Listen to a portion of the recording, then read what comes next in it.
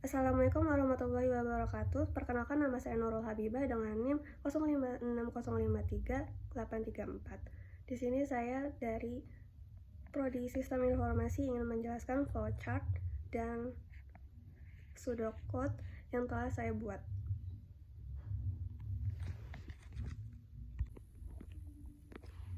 Di sini flowchart yang telah saya buat ditunjukin kalau awal mula itu dimulai dari diagram terminator.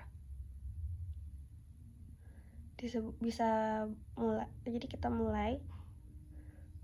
Terus nanti di sini masukin semua karakter, di deklarasinya ada golongan, gaji pokok, jam lembur, gaji lembur, jumlah penghasilan. Terus mulai dari kiri, karena flowchart itu harus mulai dari kiri ke kanan atau mulai dari atas ke bawah. Sini mulai dulu dari input golongan. Input golongan ada apa aja?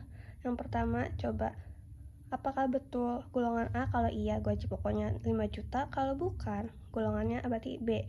Kalau iya, golongan B berarti gaji pokoknya 6.500.000. Kalau bukan, berarti golongan C. Kalau golongan C-nya iya betul, berarti gajinya itu 9.500.000. Terus kalau bukan apa? Kalau sama sekali bukan golongan A, B, C, yang di luar dari golongan itu berarti golongannya tidak valid. Lanjut ke input jam lembur. Jam lembur ditentuin dari jamnya ada berapa per hari, aktivitas jam lemburnya. Kalau coba dites, apakah satu jam? Kalau iya, gaji lemburnya itu 30% dikali gaji pokok. Kalau bukan, berarti 2 jam dong. Kalau iya, berarti gaji lemburnya 32% kali gaji pokok. Kalau bukan, 3 jam berarti. Kalau 3 jam betul, berarti gaji lembur ya 34% kali gaji pokok. Kalau bukan juga berarti 4 jam. Kalau iya 4 jam, berarti gaji lembur ya 36% dikali gaji pokok. Kalau masih bukan, berarti lebih dari 5 jam itu gaji lemburnya. Kalau iya, berarti 38% kali gaji pokok. Itu konstan.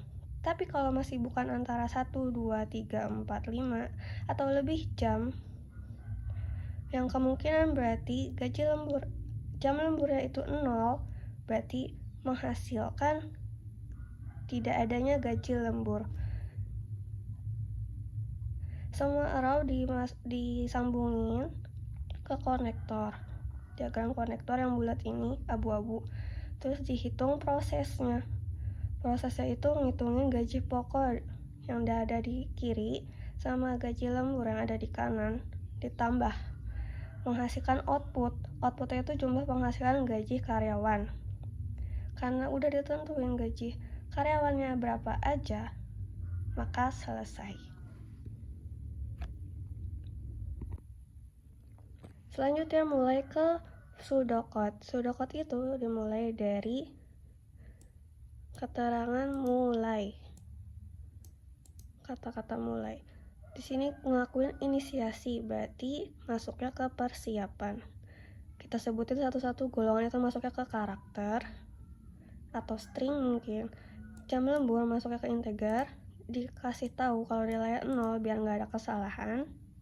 Buat sebagai acuan, gaji pokoknya itu real, berarti sama, dikasih acuan 0 dulu. Gaji lemburnya juga real, 0.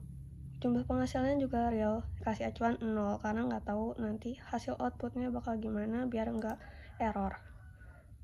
Terus ngelakuin inputnya ada 2 macam, input golongan sama input jam lembur.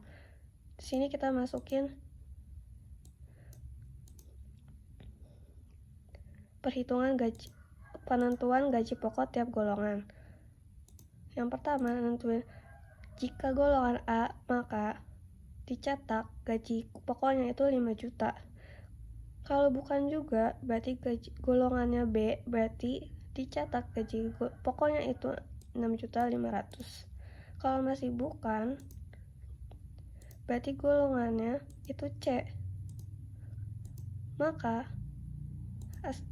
gaji golongan C dicetak hasilnya 9.500.000. Kalau masih bukan, nggak ada sama sekali yang A, B, C. Selain itu nggak ada keterangan, nggak sesuai keterangan, berarti cetakannya golongan tidak valid. Langsung pindah ke input satunya, yang jam lembur, buat tentuin hasil gaji lembur seseorang karyawan. Jika jam lemburnya 1 jam, berarti cetakannya gaji lembur 0,30 alias 30% kali gaji pokok. Maka jam lembur, kalau masih bukan, jam lemburnya 2 jam, berarti cetakannya gaji lembur itu 0,32 kali gaji pokok alias 32% dari gaji pokok. Kalau bukan juga jam lemburnya berarti 3 jam. Maka hasil cetakannya itu gaji lembur 0,34 dikali gaji pokok. Kalau masih bukan, ketentuan terakhirnya, kalau jam lemburnya lebih dari sama dengan 5 jam, berarti cetakannya gaji lembur itu 0,38 kali gaji pokok. Kalau masih bukan juga, berarti gaji lemburnya 0, nggak ada gaji lembur sama sekali cetakannya. Setelah itu hitung proses buat nemuin output jumlah penghasilan alias gaji total karyawan. Di sini rumusnya, jumlah penghasilan itu gaji pokok ditambah gaji lembur, maka menghasilkan hasil print atau cetakan itu berupa jumlah penghasilan. Maka kalau udah ketemu jawabannya, selesai. Sekian penjelasan saya dari rekaman video HP, karena di laptop yang nggak bisa benar mikrofonnya ngeresek gitu, makanya gak nampilin muka saya. Semoga penjelasannya jelas, nggak belibet. Sekian, terima kasih. Wassalamualaikum warahmatullahi wabarakatuh.